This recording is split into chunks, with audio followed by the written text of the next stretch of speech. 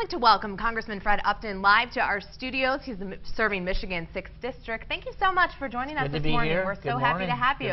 Hopefully it's not too early for you, of course. No, the coffee wasn't quite made yet, but it's all right. That's always a tough one. We always like to keep it coming here at ABC 57. Well, just to start this morning, let's talk a little bit about what's going on nationally. A big topic this week, the Affordable Care Act.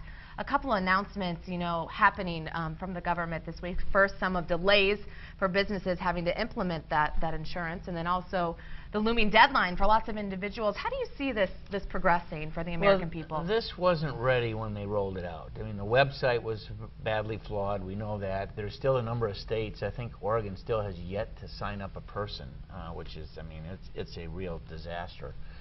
The administration said early on that they needed 7 million people to be enrolled by the end of March. That's not going to be the case. Now they're saying there's 3.3 million that have been signed up, I think, through mid this week, but they won't tell you how many have actually written the check to actually be enrolled. And of course, that has to be part of it as well. They think that could be as much as a third of the folks haven't done that. So lots of questions. The president made yet another delay announcement earlier this week. It seems like a month ago, but it's, I think, the 22nd different change that they've done since last summer. So it wasn't ready. It's a mess. There's a lot of confusion. We'll see how this thing fares. How do you feel the reaction is from those in Michigan that you're working with? Pretty frustrated. I spoke to a small business group up in Allegan yesterday, and just about everybody there had a real... There's one person said, I got a good news story, but just about everybody there were saying higher premiums, higher deductibles, don't know really if they're included or not. Talked to some of our hospital providers. I mean, they're concerned too about people still showing up at the ER, knowing, maybe not knowing, that they still have to pay the deductible before anything kicks in. So it's not good.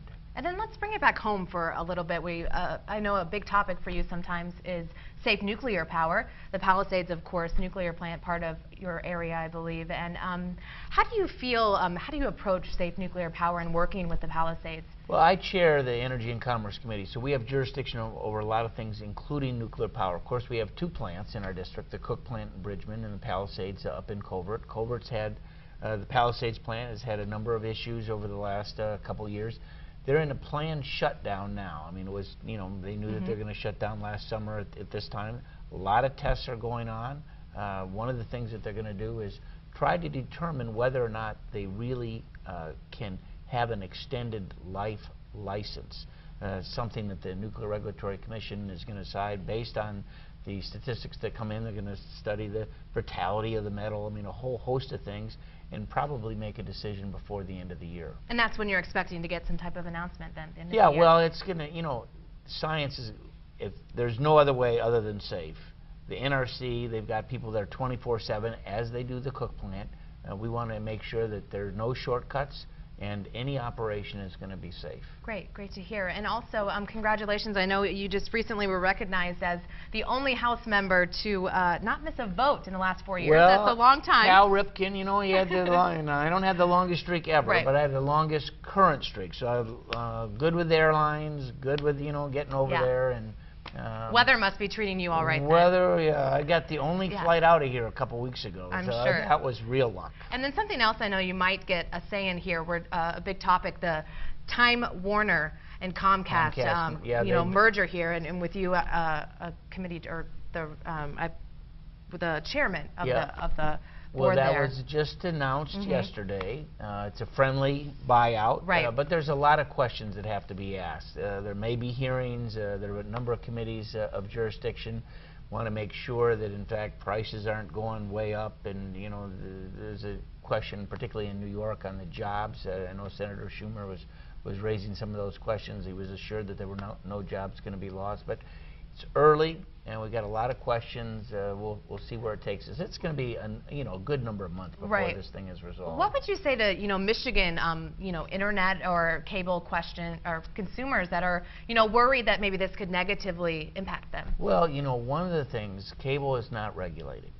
And so one of the things that's happened, if you look back at the last 10 or 15 years, look at all the devices that we have now. We've freed up spectrum. That was actually my bill that we did a number of years ago with the broadcasters, and so that's why you broadcast now in digital instead of the old analog. So you've got a lot more space for all these devices. look at the growth of the internet, and I mean, it's incredible, and we don't want to regulate the internet. We don't want that to happen. Now, Comcast, as you know, is a multi-provider. They're in there with not only with cable, but also offer phone service as well as internet. So it's we're going to be looking next year, actually, at updating the old Communications Act, which hasn't been updated in nearly 20-some years. But this will be an issue. Yeah, I'm sure soon to come here in the next few months. Well, thank you again so much to Fred Upton for coming in and visiting with us this morning. We appreciate it. You too. And Tom, back to you.